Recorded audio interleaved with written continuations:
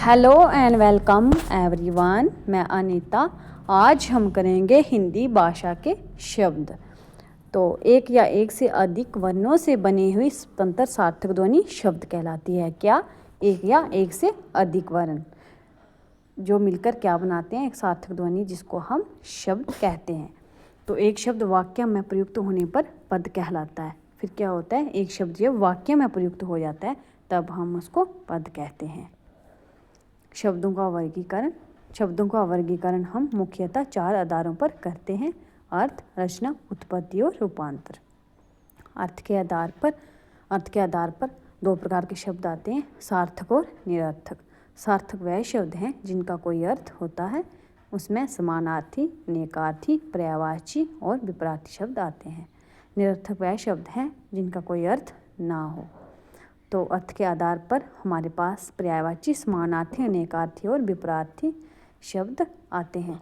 पर्यायवाची में एक शब्द के सभी संभव अर्थ क्या होता है? पर्यायवाची एक शब्द के सभी संभव अर्थ, उसमें समानार्थी, अनेकार्थी दोनों आते हैं। समानार्थी क्या होते हैं? एक संदर्भ में एक जैसा अर्थ रखने वाले। क्या? एक संदर्भ में एक जैसा। और अनेकार्थी एक ही शब्द के सभी संदर्भों में सभी संभव अर्थ। समानार्थी में एक जैसा अर्थ रखने वाले और अनेकार्थी में एक ही शब्द के सभी संदर्भों में सभी संभव अर्थ। तो विपरीत क्या होते हैं? एक शब्द का विपरीत अर्थ देने वाले, मतलब अपोजिट। विभिन्नार्थी दिए गए शब्दों के अर्थ से कोई संबंध ना रखने वाले। तो देखते हैं अनेकार्थी में, जैसे हरि, हरि, विष्णु, इंद्र, घोड़ा, सूर्य, बंदर, सर्प, हाथी। अंबर को वस्त्र, आकाश, अमृत। ये क्या है? अनेकार्थ। इनके अनेक अर्थ हैं। कौशिक, विश्वामित्र, नेवला, उल्लू, स्पेरा, इंद्र। पत्र, पत्ता, चिट्ठी, शंख और पन्ना। समानार्थी क्या है? पेड़, वृक्ष, तरु, बिटप। ये क्या है? हम पेड़ को ही वृक्ष, तरु और बिटप भी कहते हैं। आसमान, नभ, गगन, अंबर और आकाश। ये क्या है? समानार्थी। कमल को नीरज, पंकज और बारिज भी कहते हैं। दिन को दिवस, बार और बासर भी कहते हैं। ये क्या हो गए? समानार्थी। अब रचना के आधार पर पहले हमने देखे अर्थ के आधार पर सार्थक और निरर्थक। सार्थक जो होते हैं वो 5 प्रकार के होते हैं: पर्यायवाची, समानार्थी, अनेकार्थी, विपरीत और विभिन्नार्थी। तो अब हमने क्या देखना है? रचना के आधार पर रूढ़, यौगिक और योग रूढ़। तो रूढ़ क्या होती है? जब शब्द के सार्थकंड ना हो उसको हम रूढ़ कहते हैं। यौगिक 2 शब्दों के योग से बना शब्द। और योग रूढ़ यौगिक शब्द जिसका कोई तीसरा अर्थ निकले। यौगिक शब्द लेकिन उसका अर्थ कोई तीसरा निकले, है वो 2 शब्दों के योग से ही बना हुआ लेकिन कोई उसका तीसरा अर्थ निकले, उसको हम योग रूढ़ कहते हैं। उत्पत्ति, स्रोत या इतिहास के आधार पर। तो वो होते हैं 4 प्रकार के: तत्सम, तद्भव, देशीय, विदेशी। तत्सम क्या होते हैं? तत्सम संस्कृत मूल के शब्द जो होते हैं वो क्या होते हैं? तत्सम होते हैं। तद्भव संस्कृत शब्द जो हिंदी में आकर बदल गए हैं। देशी जिनकी उत्पत्ति का पता नहीं है। विदेशी जो शब्द विदेशी भाषा से लिए गए हैं। ये क्या है? ये उत्पत्ति, स्रोत या इतिहास के आधार पर 4 प्रकार के शब्द हैं: तत्सम, तद्भव, देशीय और विदेशी। अब तत्सम क्या होते हैं? मैंने बताया आपको, जो शब्द संस्कृत भाषा से सीधे हिंदी भाषा में यूं के तू ही आगे हैं, तत्सम शब्द कहलाते हैं। जैसे अग्नि, ग्रीवा, कर्पूर। जो शब्द संस्कृत से हिंदी भाषा में आते हुए थोड़े परिवर्तित हो गए हैं उन्हें हम तद्भव कहते हैं।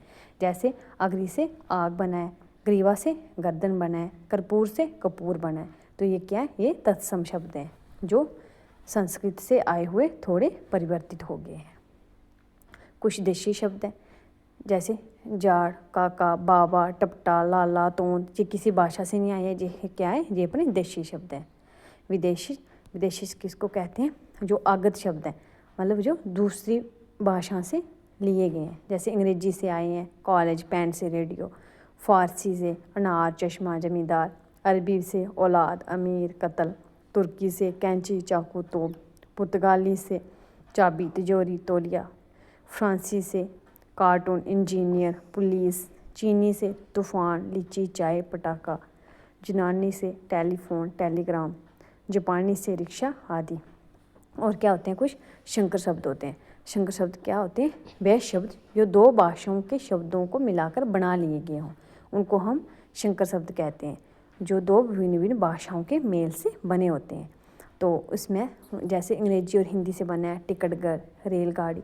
संस्कृत और हिंदी से बना है वर्ष, गांठ।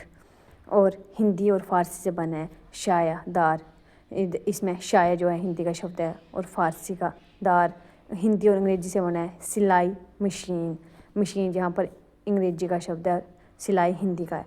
तो इनको हम क्या कहते हैं? संकर शब्द। जो दो भाषाओं के शब्दों को मिलाकर बना लिए गए हो उन्हें संकर शब्द कहते हैं।